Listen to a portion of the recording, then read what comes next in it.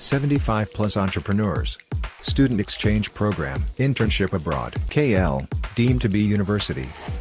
చక్కెర కర్మాగారాల ప్రారంభం సందర్భంగా భూపతి గారు ఎప్పుడు చెప్తుంటారు, నువ్వు ఎన్ని ఇస్తే కాదయ్యా, మా సారగాపూర్ సహకార చక్కెర కర్మాగారం కూడా ఉన్నది, దాని సంగతి కూడా మీరు చేస్తారని చెప్పంటుంటూ మరి ఎన్నిస్తాం చక్కెర కర్మాగారాలు పోతేనే కానీ మెట్పల్లి కానీ ముంబజిపల్లి కానీ వాటితో పాటు సహకారంగా ఉన్న చక్కెర కర్మాగారాలు కూడా ఏదైతుందో వాటికి ఏ విధంగా ప్రోగ్రాం చేయాలో కూడా అది చేయడంతో చెప్పండి. గల్ఫ్ కార్మికులు ముఖ్యమంత్రి గారు ఏదైతుందో ఆల్రెడీ ప్రకటన చేసింది. గల్ఫ్ సంక్షేమ మండలి ఏర్పాటు చేయడంతో పాటుగా ఎవరైనా ప్రమాదవశాత్తే కానీ పద్మన మరణమే కానీ అనారోగ్యంతో అకాల మరణం పాలైనట్టయితే ఆ కుటుంబాన్ని ఆదుకోవడానికి 5 లక్షల రూపాయలు ఆర్థిక సాయం చేయడమే కాదు, వాళ్ళ పిల్లలకి ఏదో విద్య కూతుర సదుపాయాలు, ప్రాధాన్యత గురుకులాశ్రమ పాఠశాలలో వైద్య ఆరోగ్య సదుపాయాలు, గృహ నిర్మాణ కార్యక్రమంలో ప్రాధాన్యత, మరి తిరిగి వస్తే ఏదైతుందో స్వయం ఉపాధికి ఏదైతుందో ప్రభుత్వం వెళ్ళి ఆర్థిక సదుపాయం చెప్పండి.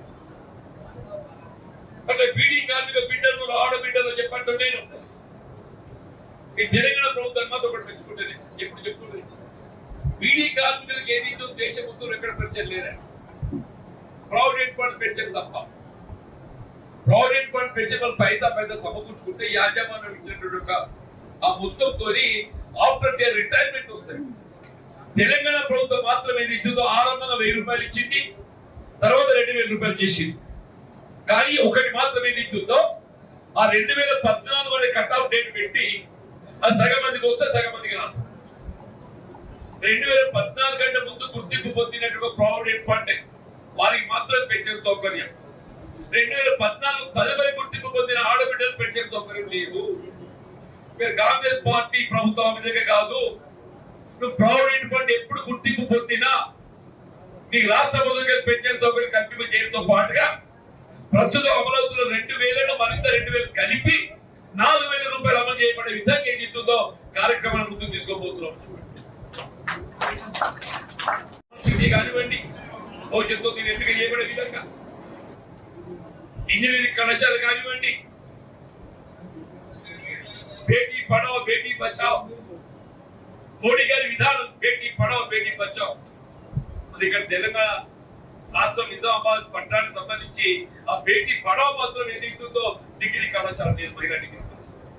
నేను చెప్తున్నా రాబోయేటువంటి విద్యా సంవత్సరం ఆరంభం నాటికి మీకు భూపతి గారి యొక్క సహకారంతో చెప్పంటూ నేను నిజామాబాద్ పట్టణంలో మహిళా డిగ్రీ కళాశాల ఏర్పాటు చేయడం ప్రాధాన్యతమైన అంశంగా ఎంచుకోబోతున్నారు.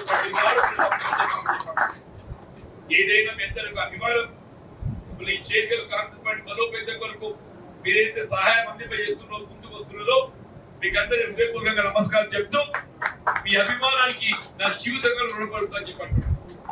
మీరు కాంగ్రెస్ పార్టీ పైన చూపెడుతున్న ఆదరణ అది భవిష్యత్తు విజయానికి తోడ్పడుతున్న పరిస్థితులలో